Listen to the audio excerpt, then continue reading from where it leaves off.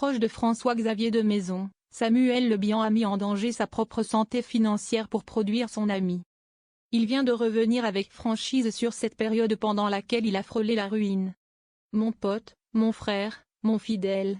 C'est ainsi que Samuel Le Bihan décrivait François-Xavier de Maisons en juin 2019, dans un message posté sur Instagram à l'occasion du mariage de ce dernier.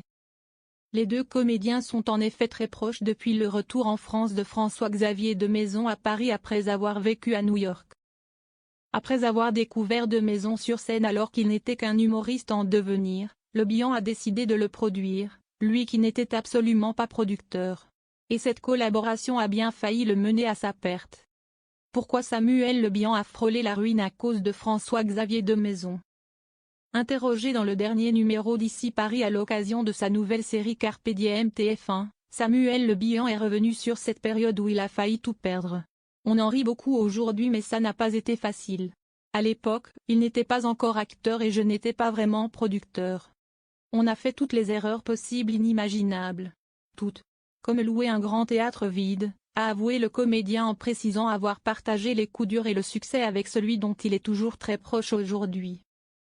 Malgré les épreuves, Samuel Le Bihan est conscient qu'il a vécu une aventure humaine qui les a soudés à jamais. Comme quand je l'ai fait jouer en prison et que je m'occupais de sa régie. François-Xavier aurait pu me lâcher, il ne l'a jamais fait, c'est un mec génial, a conclu Samuel Le Bihan. La belle complicité entre Samuel Le Bihan et François-Xavier de Maisons, ce n'est pas la première fois que le héros d'Alex Hugo, France 3, évoque avec émotion sa belle amitié avec François-Xavier de Maisons. Vraiment, on y est allé à fond, lui, il a quitté son boulot. Et là, on va se planter. Mais, gamelé complètement.